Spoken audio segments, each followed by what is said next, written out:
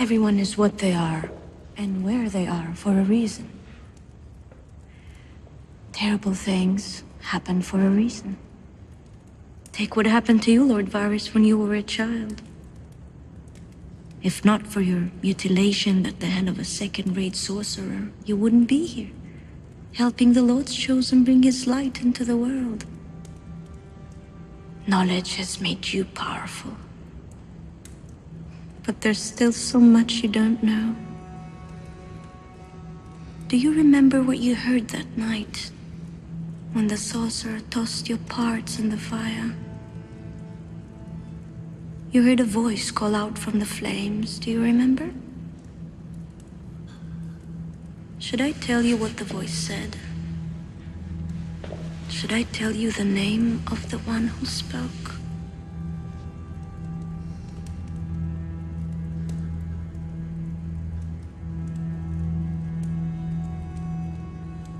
We serve the same queen. If you are her true friend, you have nothing to fear from me.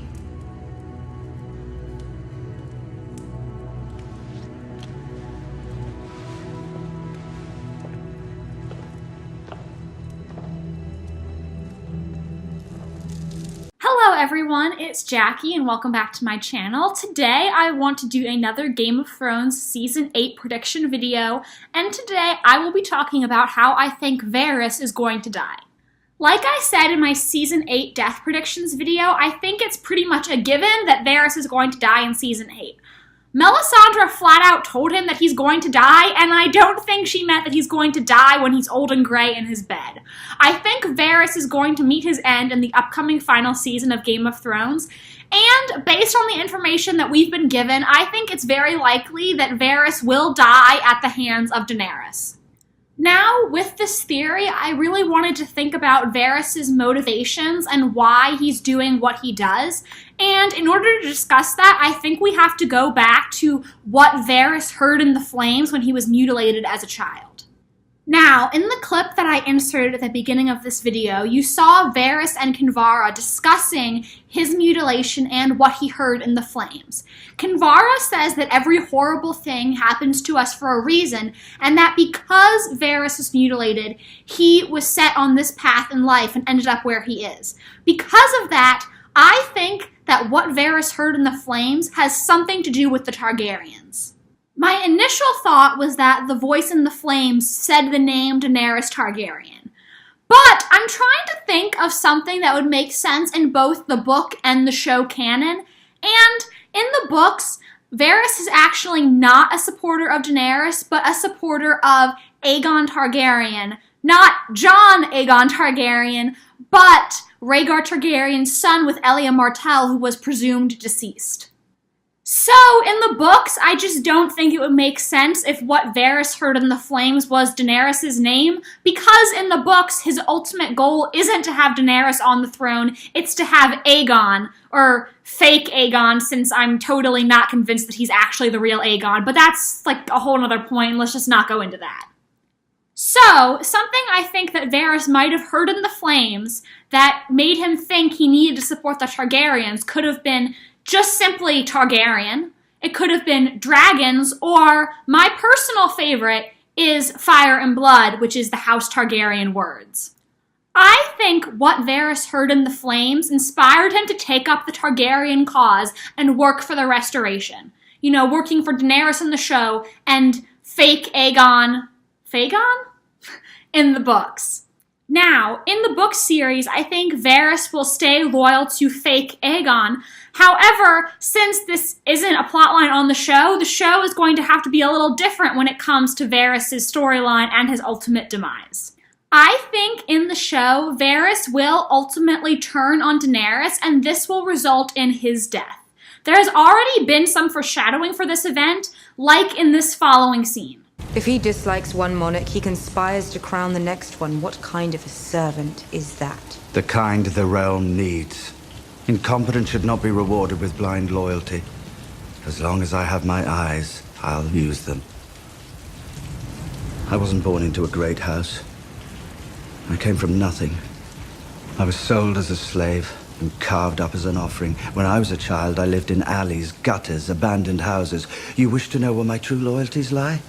Not with any king or queen, but with the people. The people who suffer under despots and prosper under just rule. The people whose hearts you aim to win. If you demand blind allegiance, I respect your wishes. Grey Worm can behead me, or your dragons can devour me. But if you let me live, I will serve you well. I will dedicate myself to seeing you on the Iron Throne because I choose you. Because I know the people have no better chance than you.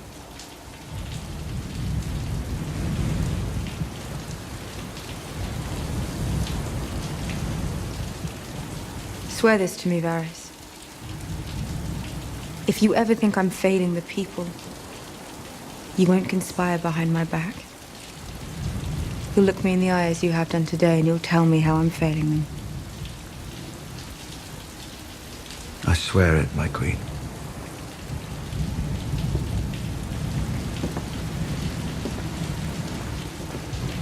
And I swear this.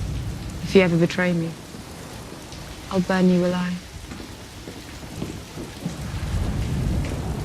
I would expect nothing less from the Mother of Dragons. Forgive me, my queen. A red priestess from Ashai has come to see you. Varys supports Daenerys because he thinks that she is the people's best chance. But saying that is basically like, oh, I'm supporting you because you suck the least out of all our choices. Now, Daenerys has a very black and white sense of justice that doesn't sit well with some people. I mean, personally, I like her because I don't think you can apply modern morality to such a world as Game of Thrones. But regardless, there are some people who think she goes a little bit too far with her methods because she does retaliate very strongly against people who have wronged her. So it makes me wonder if Varys will start to be concerned by her ruling and start to wonder if maybe he should look elsewhere for a king or queen for Westeros. There's also foreshadowing of this betrayal in the scene between Varys and Kinvara that I showed at the beginning, where Kinvara says, "If you are a true friend to our queen, then you have nothing to fear from me." Almost as if she knows that Varys isn't a true friend, and that someday he is going to betray Daenerys, and he is going to have a reason to fear her. Varys may start to doubt Daenerys in the show, and may begin to wonder if he's been going down the wrong path. There's a possibility that he may decide to throw his support behind a different Aegon, Jon. Obviously, at some point next season, most likely fairly early on, it's going to become public knowledge that Jon is actually the biological son of Rhaegar and Lyanna. Now, being Rhaegar's son gives Jon a better claim to the Iron Throne than Daenerys. I do think this news is going to cause some tension between Jon and Daenerys at first.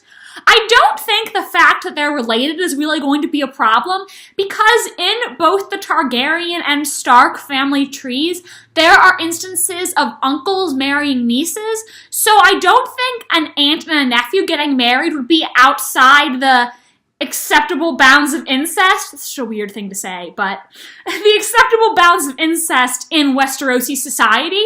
I think Jon's more so going to be upset that Ned isn't actually his father, because that's something that he's really viewed as a source of pride, that Ned is his dad, and I think he's going to have a huge identity crisis that will cause him to push Daenerys away.